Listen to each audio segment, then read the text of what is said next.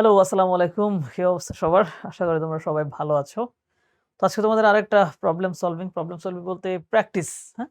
প্রচুর পরিমাণে বিভিন্ন জায়গায় যে প্রশ্নগুলো এসেছে সেগুলো প্র্যাকটিস নিয়ে আবার হাজির হয়েছি।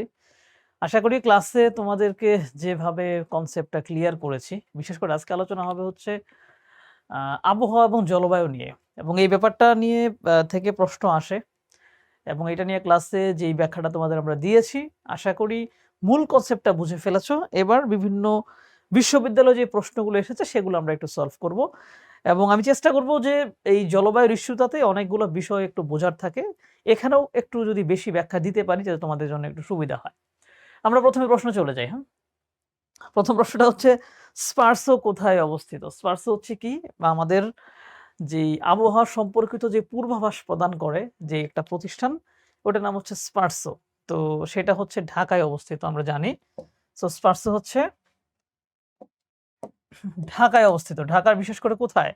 আগারগাঁওয়ে, হ্যাঁ? তোমরা যারা হচ্ছে মেট্রো রেলে উঠেছো, মেট্রো রেলে উঠলেও দেখবা যে মিরপুর থেকে আসার পথে আগারগাঁও পার হয়ে আসতে হয়। আর আগারগাঁওতেই হচ্ছে স্পারসো অবস্থিত এবং স্পারসো হচ্ছে আরেকটা তথ্য হচ্ছে এটা প্রতিরক্ষা মন্ত্রণালয়ের অধীনে। এখানে দেখো একটু ব্যাখ্যা দেওয়া আছে। মহাকাশ গবেষণা এবং দূর অনুধাবন কেন্দ্র স্পারসো বা Space Research and Remote Sensing Organisation. এটা সদর দপ্তর ঢাকায় আগারগাঁওয়ে অবস্থিত। এটি ঘূর্ণিঝড় দুর্যোগের ক্ষেত্রে বাংলাদেশের একমাত্র পূর্বাভাস কেন্দ্র। সো এখানে অনেক কিছু আমরা জেনে ফেললাম। মহাসেন এটা হচ্ছে একটা ঘূর্ণিঝড়ের নাম, ঠিক আছে? সো এখানে কি সাইক্লোন আর ঘূর্ণিঝড় কি একই, হ্যাঁ? আমরা যখন হচ্ছে কলেজে পড়ি সম্ভবত ওই সময় এই মহাসেন নামের ঘূর্ণিঝড়টা আসে এবং প্রাথমিকভাবে এটাকে বলা হচ্ছিল অনেক বেশি শক্তিশালী, একদম সব ভেঙে চুরমার করে ফেলবে। কিন্তু যখন আমাদের স্থলভূমিতে আঘাত হানে তখন এটার গতি কমে হচ্ছে এর বাতাসের গতি নেমে আসে হচ্ছে ২৫-৩০ কিলোমিটার বা এরকম একটা মানে খুবই কম গতিতে নেমে আসে, যাতে আমাদের তেমন ক্ষতি হয়েছিল না।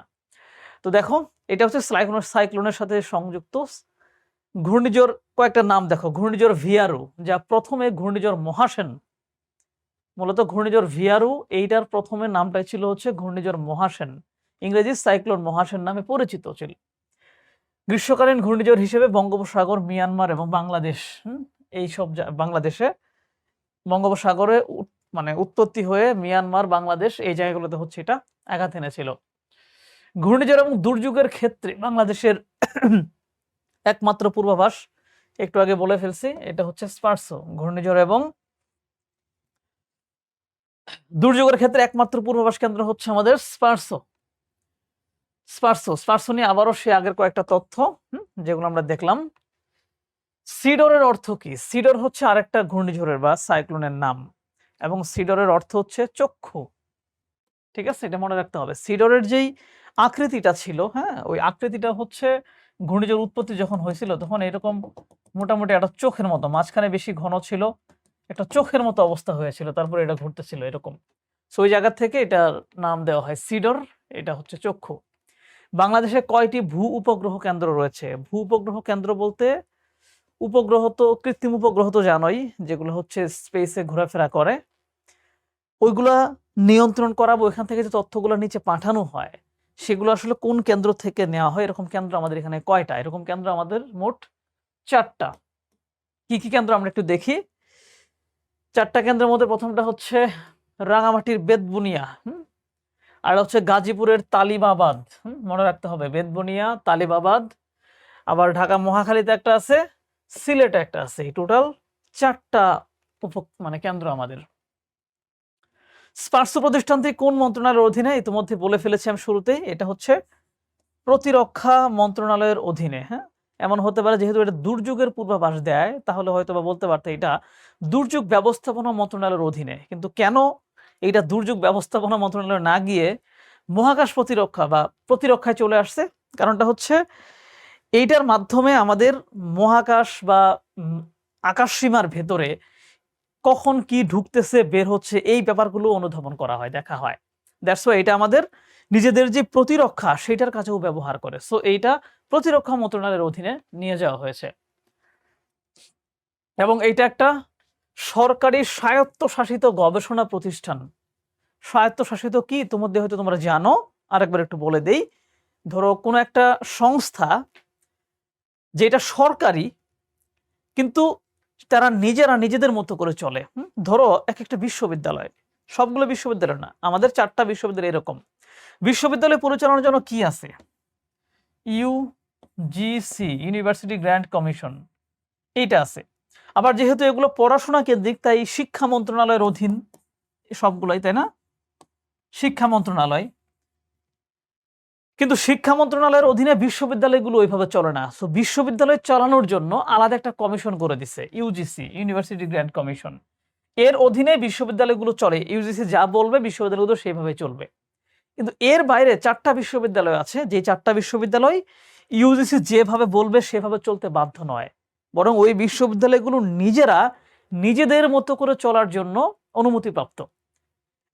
ওগুলোকে বলা হয় স্বায়ত্তশাসিত বিশ্ববিদ্যালয়, যেমন ঢাকা বিশ্ববিদ্যালয়, জাহাঙ্গীরনগর বিশ্ববিদ্যালয়, রাজশাহী বিশ্ববিদ্যালয় আর চট্টগ্রাম বিশ্ববিদ্যালয়। এগুলো হচ্ছে স্বায়ত্তশাসিত, মানে এই বিশ্ববিদ্যালয়ের কমিটি, সিনেট মেম্বার, ভিসি এরাই বসে সিদ্ধান্ত নিতে পারবে যে বিশ্ববিদ্যালয় কখন বন্ধ হবে, কখন খুলবে, কখন পরীক্ষা নেবে, আমি অ্যাডমিশন পরীক্ষা কেমনে নেব, ইত্যাদি ইত্যাদি। বাট ইউজিসির আন্ডারে যারা, তারা আবার তাদের মতো করে পরীক্ষা নিতে পারে। দেখো না যে এই যে তোমরা যে পরীক্ষা দিবা, গুচ্ছ যারা, গুচ্ছগুলোর ভিতরে কিন্তু এই 4টা বিশ্ববিদ্যালয় নাই। এই 4টা নিজেদের মতো করে পরীক্ষা নেয়, কারণ ওরা সিদ্ধান্ত নিচ্ছে আমরা আমাদের মতো করে নেব। আর বাকি যারা হচ্ছে ইউজিসির অধীনে, তারা একসাথে পরীক্ষা নেয়। সো স্বায়ত্তশাসিত মানে হচ্ছে নিজে নিজে চলতে পারবে এইরকম ক্ষমতাপ্রাপ্ত প্রতিষ্ঠান। সো স্পার্সো একটা স্বায়ত্তশাসিত প্রতিষ্ঠান। জলবায়ুর উপাদান 9 কোনটা? নর্মালি জলবায়ু কি, আবহাওয়া কি তোমরা তো জানোই, তাই না? আমি তারপরে তোমাদের একটু মনে করিয়ে দেই। আবহাওয়া এবং জলবায়ু, ধরো একটা অঞ্চলে, অঞ্চলটা যদি ছোট হয়, ছোট অঞ্চলে এই সময়ে বা এই মুহূর্তে বাতাসের চাপ কেমন, বাতাসের আর্দ্রতা কেমন, বৃষ্টিপাত হচ্ছে কিনা, বাতাসের প্রবাহ কেমন, এবং তাপ কেমন ওই জায়গার, এগুলা এই এই মুহূর্তে যা আছে ওটা হচ্ছে আবহাওয়া। যেটা খুব সংক্ষিপ্ত সময়ের জন্য ছোট্ট একটা জায়গায় হয়। বুঝতে পারছো? যদি আমাকে জিজ্ঞেস করে আচ্ছা ঢাকার আবহাওয়া কেমন, বললাম যে এখনই বাইরে তাকায় দেখলাম বৃষ্টি হচ্ছে, বলবো ঢাকার আবহাওয়া হচ্ছে বৃষ্টি হচ্ছে, শেষ। আবার বলবো ঢাকার আবহাওয়া কেমন, 1 ঘন্টা পরে আমাকে জিজ্ঞেস করলে আমি বললাম যে হ্যাঁ এখন প্রচন্ড রোদ উঠে গেছে। দেখো 1 ঘন্টার ভিতরে চেঞ্জ হয়ে গেল। এটা হচ্ছে আবহাওয়া, মুহূর্তের মধ্যে চেঞ্জ হয়ে যেতে পারে। জলবায়ু হচ্ছে একটা বড় পরিসরের জায়গার 25 থেকে 30 বছর সেখানে কেমন আবহাওয়া ছিল ওইটার একটা গড় হিসাব। আমাকে বললো আচ্ছা ঢাকার জলবায়ু কেমন থাকে রে, তখন আমি তাকে বলবো এইভাবে, ঢাকার জলবায়ু সারা বছরে বেশিরভাগ সময় হচ্ছে গরম থাকে, শীতের সময় মোটামুটি শীত পড়ে, আর বৃষ্টির সময় তো বৃষ্টি হয়। ওই বলা যায় যে একটা মিক্সড জলবায়ু। এই দেখো আমি এভারেজ করে বললাম মিক্সড জলবায়ু। বুঝতে পারছো? তো এটা হচ্ছে জলবায়ু, যে আমি একটা বড় জায়গার লম্বা সময় পর্যবেক্ষণ করার পরে আমি সিদ্ধান্ত নেব যে আসলে এভারেজে কি বলা যায়। এটা হচ্ছে আমি, ধরো তোমরা জানো, তারপর আমি আরেকবার একটু মনে করাই দিই, কারণ এটা অনেক সময় কনফিউজ হয়ে যাও। মনে করো তোমার একটা ফ্রেন্ড, বা ফ্রেন্ডও না, তুমি একটা লোকের সাথে জাস্ট আধা ঘন্টা সময় ছিলা। আধা ঘন্টার ভিতরে তুমি কি বুঝবা? আধা ঘন্টার সময় ওর যদি মন খারাপ থাকে, তোমার কাছে মনে হবে যে আসলে ওর মনটা খারাপ। এটা হচ্ছে আবহাওয়া, কারণ তুমি আধা ঘন্টায় ওরা যা দেখছো তুমি তাই বলছো। বাট ওর সাথে তুমি যদি 5 বছর থাকো, 5 বছর পরে তোমাকে জিজ্ঞেস করে ছেলেটা কেমন, তুমি কিন্তু তখন হঠাৎ করে একবার কান্না করছিল, একবার পাগলামি করছিল, একবার খুব হাসাহাসি করছিল, তুমি শুধু এটা বলবা না। এই 5 বছরে তুমি কি দেখছো সে ওভারঅল বলবা যে ছেলেটা ভালো, মানে সবকিছু মিলে তোমার কাছে ভালো মনে হবে। জলবায়ু হচ্ছে ওইটা, ঠিক আছে? তো জলবায়ুর উপাদান 9 কোনটা? বলছে উপাদান যেগুলা জলবায়ুকে কন্ট্রোল করে কোন কোন বিষয়ে। ধরো একটা অঞ্চল যদি সমুদ্রের তীরে হয়, তাহলে সমুদ্রের প্রভাবে সারা বছর ওইখানকার জলবায়ু নিয়ন্ত্রিত হবে। হয় সেখানে সারা বছর বাতাস প্রবাহিত হবে, খুব বেশি গরম প্রবাহিত হবে না, খুব বেশি শীতও হবে না। কোথাও মনে করো যে বাতাস, বাতাস নিজেই তো জলবায়ুর একটা উপাদান। হ্যাঁ, বাতাসের আর্দ্রতা, এই আর্দ্রতার কারণে সেখানে বৃষ্টিপাত বেশি হবে, কম হবে, এরকম। সেই জায়গা থেকে এখানে উপাদান 9 হচ্ছে মেঘ। মেঘ কোনো ধরনের উপাদান না, মেঘ হচ্ছে মেঘের জায়গায়। ঠিক আছে। বাট সমুদ্র স্রোত, বায়ু, আর্দ্রতা এইগুলা হচ্ছে একটা জায়গার জলবায়ুকে কন্ট্রোল করে। বাতাস যদি একদম প্রবাহিত না হয় গুমোট ভাব লেগে থাকবে, আর্দ্রতা যদি বেশি হয় একরকম, কম হইলে আরেক রকম, বৃষ্টিপাতের একটা সম্পর্ক থাকবে। সমুদ্র স্রোত যদি ওই জায়গার পাশে সমুদ্র থাকে, সমুদ্রের স্রোত যদি শীতল স্রোত হয় তাহলে অঞ্চলটা শীতল ঠান্ডা হবে। সমুদ্র স্রোত যদি গরম হয় তাহলে সেখানে গরম হবে। সমুদ্রের কারণে কি হবে, উত্তাল স্রোতের কারণে এখানে বৃষ্টিপাত হবে, জলোচ্ছ্বাস হবে, মানে দুর্যোগ হবে। সো এটা জলবায়ুকে কন্ট্রোল করতেছে, বাট মেঘ হচ্ছে কন্ট্রোলটা করতেছে না। এবং মেঘ কখন বৃষ্টিতে পরিণত হবে, এই বাতাসের প্রবাহের কারণে, আর্দ্রতার কারণে, তাই না? সো মেঘ না। কোন স্থানের বায়ুর তাপ, চাপ, আর্দ্রতা, বায়ু প্রবাহ, বৃষ্টিপাত এগুলো হচ্ছে আবহাওয়া এবং জলবায়ুর উপাদান। অপরদিকে জলবায়ুর নিয়ামক, ঠিক আছে, জলবায়ুর নিয়ামক যে সকল অবস্থা জলবায়ুকে নিয়ন্ত্রণ করে তার মধ্যে উল্লেখযোগ্য কয়েকটি হলো সমুদ্র স্রোত, অক্ষাংশ, বৃষ্টিপাত, উচ্চতা, পর্বতের অবস্থান ইত্যাদি। হ্যাঁ, এগুলো বিস্তারিত ক্লাসে তোমরা জেনেছো, তারপর আমি একটু ছোট্ট করে একটু আলোচনা করলাম। ভূমিকম্প সৃষ্ট সমুদ্র ঢেউ হিসেবে পরিচিত কোনটা আর কি? সুনামি, তাই না? এটা আমরা জানি। সুনামি হচ্ছে যখন ভূমিকম্পটা হবে সমুদ্রের তলদেশে এবং এই ভূমিকম্পের কারণে সমুদ্রে বড় একটা ঢেউ হবে, ওই ঢেউটাকে বলা হবে হচ্ছে সুনামি। সুনামি হচ্ছে কি জাপানি শব্দ, জাপানে এটা ঘন ঘন হয়। সমুদ্রের তলদেশে প্রবল ভূমিকম্প সংঘটিত হলে সমুদ্রপৃষ্ঠে প্রচন্ড এবং ধ্বংসাত্মক বিশাল ঢেউয়ের সৃষ্টি হয়। এর বিশাল সামুদ্রিক ঢেউগুলোকে সুনামি বলা হয়। এবং জাপানে এরকম বড় বড় সুনামিতে মানে অনেক ক্ষয়ক্ষতি হয় আর কি, বুঝতে পারছো? মাঝে মাঝে জাপানে এই খবর আমরা শুনতে পাই। বাংলাদেশ পরিবেশ বিষয়ক সংগঠনের নাম কি? পরিবেশ বিষয়ক বাংলাদেশের একটা গুরুত্বপূর্ণ সংগঠনের নাম হচ্ছে BEMF। মানে কি? Bangladesh environmental management forum. Bangladesh environmental management forum. Tsunami কোন ভাষার শব্দ একটু আগে বলে ফেলছি, জাপানি ভাষার শব্দ হচ্ছে সুনামি। কারণ জাপানের অবস্থান কোথায় জানো তো? একেবারে বলা যায় প্রশান্ত মহাসাগরের মাঝখানে যেরকম এরকম দ্বীপ রাষ্ট্র হচ্ছে জাপান। এরকম এরকম দ্বীপ। সো এই পাশেও সমুদ্র, এই পাশেও সমুদ্র, মাঝে মাঝে প্রশান্ত মহাসাগর, যেহেতু এটা প্রশান্ত মহাসাগরের তলদেশে একটা প্লেট হচ্ছে এখানে শেষ হয়েছে। হ্যাঁ, ক্লাসে আই থিঙ্ক ব্যাখ্যা পেয়েছো তোমরা। ওইখান থেকে প্রচন্ড ভূমিকম্প হয় তলদেশে, সেখান থেকে ঢেউ এসে বারবার জাপানে আঘাত হানে। সো জাপানি অঞ্চলে মূলত সুনামিটা বেশি হয়, তাই ওই ভাষা থেকেই সুনামি শব্দটা নেওয়া হয়েছে। ইংরেজি কোন দুর্ভিক্ষ 50-এর মনন্তর নামে পরিচিত? ইংরেজি সনের। হ্যাঁ, ইংরেজি কোন সনের? হ্যাঁ, এটা সনেরটা চলে গেছে। ইংরেজি কোন সনের দুর্ভিক্ষ 50-এর মনন্তর নামে পরিচিত? 50-এর মনন্তর হচ্ছে 1943 সালে ব্রিটিশ আমলে, যখন দ্বিতীয় বিশ্বযুদ্ধ চলে। কত থেকে শুরু হয়েছে দ্বিতীয় বিশ্বযুদ্ধ? 1939 সালে দ্বিতীয় বিশ্বযুদ্ধ শুরু হয়। এই দ্বিতীয় বিশ্বযুদ্ধ ঘটানোর পেছনে মূল যেই কারণ ধরা হয়, কাকে ধরা হয়? হিটলারকে ধরা হয়। ঠিক আছে, কারণটা কি? হিটলার মানে জার্মানি এবং হিটলার এই দুজনের মধ্যেই একটা চাপা ক্ষোভ ছিল। প্রথম বিশ্বযুদ্ধ থেকে তাদের উপর অনেক কিছু চাপায় দেওয়া হয়েছিল। ওই ক্ষোভের জায়গা থেকে হিটলার প্রচুর শক্তি অর্জন করে 1939 সালে সে পোল্যান্ডে আক্রমণ করে বসে এবং তার ভিতরে এই স্বপ্ন জাগে যে পুরো ইউরোপ সে দখল করে নিয়ে জার্মানির অধীনে রাখবে। এবং তার এই যে আগ্রাসী চিন্তা ভাবনা, এই চিন্তা ভাবনার জায়গা থেকেই সে একের পর ইউরোপের বিভিন্ন দেশগুলোকে আক্রমণ করে দখল করতে থাকে এবং একটা পর্যায়ে এখান থেকে বড় ধরনের যুদ্ধ শুরু হয়। এবং এখানে ফিডব্যাক দেয় বা ফাইট ব্যাক করে হচ্ছে ব্রিটেন। তারপরে সাথে রাশিয়া যুক্ত হয়, ফ্রান্স যুক্ত হয়ে জার্মানিকে পরবর্তীতে পরাজিত করে দেয়। রাইট? তো এই যে যুদ্ধটা যখন চলতেছিল তখন ব্রিটেনের তো অনেক শক্তি দরকার ছিল। তখন ব্রিটেন আমাদের এই অঞ্চল থেকে প্রচুর খাদ্যশস্য বিভিন্ন কিছু নিয়ে যুদ্ধে অংশগ্রহণকারী সৈন্যদেরকে হচ্ছে খাওয়াইতো। এখান থেকে সেনাবাহিনী নিয়ে গেছে, সম্পদ নিয়ে গেছে। সো এই ব্যাপারগুলো মূলত 1943 সালে একটা বড় ধরনের ভূমিকম্প দুর্ভিক্ষের তৈরি করে আমাদের এই অঞ্চলটাতে। ঠিক আছে, 1943 বঙ্গাব্দ 1350। সো তখন 1350 সাল ছিল, এই জন্য 50-এর মনন্তর নামে পরিচিত। মনন্তর মানেও কিন্তু দুর্ভিক্ষ। দ্বিতীয় বিশ্বযুদ্ধের সময় ব্রিটিশ ভারতের বাংলা প্রদেশে এই দুর্ভিক্ষ হয়েছিল। আবহাওয়া অধিদপ্তর কোন মন্ত্রণালয়ের অধীনে? আবহাওয়া অধিদপ্তর একটু আগেই আমরা দেখছিলাম প্রতিরক্ষা মন্ত্রণালয়ের অধীনে। হ্যাঁ, আবহাওয়া অধিদপ্তরটা হচ্ছে প্রতিরক্ষা মন্ত্রণালয়ের অধীনে। বাংলাদেশ আবহাওয়া অধিদপ্তর প্রতিরক্ষা মন্ত্রণালয়ের অধীন বাংলাদেশ আবহাওয়া ঢাকার আগারগাঁওয়ে অবস্থিত।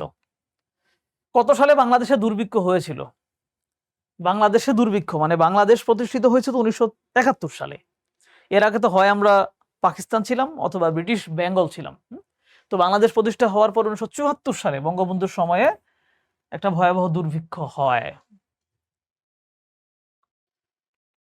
দুর্যোগজনিত ঝুঁকির ক্ষেত্রে ঢাকা মহানগর কিভাবে পরিচিত? দুর্যোগজনিত ঝুঁকির জন্য ঢাকা মহানগরটা হচ্ছে মারাত্মক ঝুঁকিপূর্ণ। কেন মারাত্মক ঝুঁকিপূর্ণ? একবার চিন্তা করো, ঢাকা শহরের যে স্ট্রাকচারটা কিন্তু গোছানো না বা পরিকল্পিত না। এখানে নগর গড়ে উঠেছে একেবারে এলোমেলো ভাবে, রাস্তাঘাট খুবই সরু, জনগণ অনেক বেশি বাস করে, অপরিকল্পিত বড় বড় ভবন গড়ে উঠেছে। সো এখানে যদি একটা বড় ধরনের ভূমিকম্প হয় তাহলে ধারণা করা হয় যে ভূমিকম্পের ফলে যেই পরিমাণ মানুষ মারা না যাবে তার চেয়ে বেশি মানুষ মারা যাবে সরু রাস্তাঘাটের কারণে, উদ্ধার কাজ দ্রুত না করতে পারার কারণে। বিশেষ করে পুরান ঢাকার যেই একেবারে সরু গলি পথ, একটা ভবন ভেঙে পড়লে রাস্তাটা ব্লক হয়ে যাবে। সো ব্লক হয়ে গেলে ওইখান দিয়ে আর গাড়ি নিয়ে উদ্ধার করা যাবে না। সো এই জন্যই বলা হচ্ছে যে আমাদের ঢাকা মহানগরটা মারাত্মক ঝুঁকিপূর্ণ। কি কি কারণ? এক, অপরিকল্পিত নগরায়ন, খুবই ঘিঞ্জি বসবাস, তারপর রাস্তাঘাটের সরু, উদ্ধার তৎপরতা করতে না পারার সম্ভাবনা, সবকিছু মিলিয়ে আমরা মারাত্মক ঝুঁকিপূর্ণ একটা অবস্থার মধ্যে কিন্তু আছি। সিডর নামকরণ করে কোন দেশ? সিডর নামকরণ করেছিল ওমান। দেখো, আমাদের এই যে এশিয়া প্যাসিফিক অঞ্চলটা, বা ভারত মহাসাগরীয় বঙ্গোপসাগরীয় যে বিরাট একটা রিজিয়ন, এইখানে যে ঘূর্ণিঝড়গুলো ওঠে সেগুলো পর্যায়ক্রমে বিভিন্ন দেশ একটা সিস্টেম মেনটেন করে নামকরণ করে, এক এক সময় এক একজন নামকরণ করে। তো সেই হিসেবে সিডর যখন হয়েছিল তখন নামকরণের মানে দায়িত্ব ছিল ওমানের উপরে। ওমান তখন এই নামটা করেছিল। 2007 সালে হচ্ছে এটা হয়েছিল আর কি। দ্য কিলিং কার্ভ রেখাচিত্রটি কিসের সঙ্গে সম্পর্কিত? কিলিং কার্ভ হচ্ছে মূলত পরিবেশের সাথে সম্পর্কিত। কেন? কিলিং কার্ভ হচ্ছে মূলত কার্বন ডাইঅক্সাইড পৃথিবীর কোন কোন জায়গায় বেশি অবস্থায় আছে ওই জিনিসগুলোকে একটা রেখার মাধ্যমে একসাথে মিল করা হয়, যেটা দেখে তুমি সহজে বুঝতে পারবা যে এই রিজিয়নটা কার্বন বেশি, এখানে কাজ করতে হবে।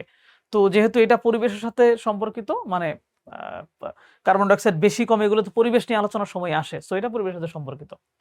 কিলিং বক্ররেখা হলো পৃথিবীর বায়ুমণ্ডলে কার্বন ডাইঅক্সাইড জমে থাকার একটা গ্রাফ, বুঝতে পারছো? একটা গ্রাফ। এটা পরিমাপ করা হয় 1958 সাল থেকে আজ অবধি